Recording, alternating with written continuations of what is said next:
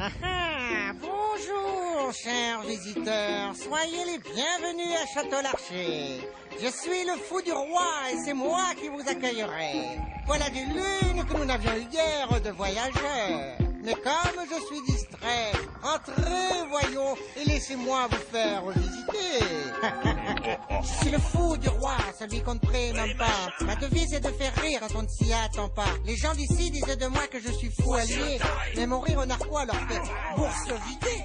À l'époque médiévale, 4 grandes foires, une à chaque saison, avaient lieu à Château-Larcher. C'était l'occasion pour les maquignons et les ouvriers de l'époque de trouver du travail dans les fermes ou chez les artisans. Seule la foire du 20 septembre a traversé les siècles avant de disparaître à la fin du 19e.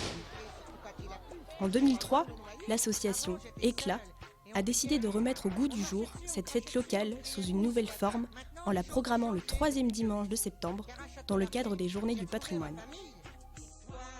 À l'heure de la grande parade, les gueux, les orques, traversent le village dans une grande cohorte joyeuse et colorée qu'une troupe de ménestrels accompagne au rythme du tambourin, du violon et d'instruments sortis du Moyen-Âge. Si tu sais rigoler, tu deviendras alors un fricassou. Place, voici le seigneur de Château-Larcher, le grandissime roi des De retour de l'enfer, les orques, créatures maléfiques, ont envahi la cité, terrorisant pour leur plus grande joie, petits et grands. Vous connaissez guère l'histoire de notre belle cité. Alors, laissez-moi vous en faire l'éloge.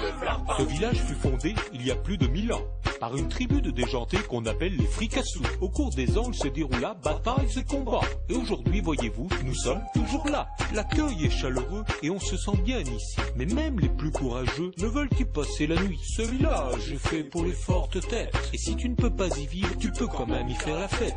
Mais laissez-moi vous raconter les dires de ces dernières années.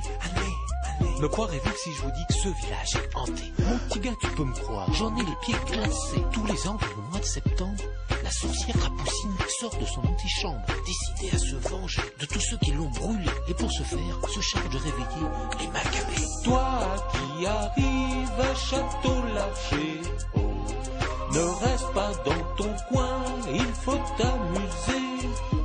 C'est comme ça dans notre patelin, on se doit tout Depuis, fêter. la foire médiévale de Château-Larcher n'a cessé de croître en proposant toujours de nouvelles animations et artistes de rue, mais aussi de plus en plus de commerçants et artisans choisis par Éclat pour leur savoir-faire et l'amour de leur métier.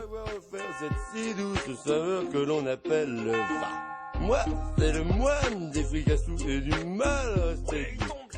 Pour cette 11e foire médiévale, c'est plus de 150 bénévoles qui vous reçoivent et vous guident avec entrain et bonne humeur.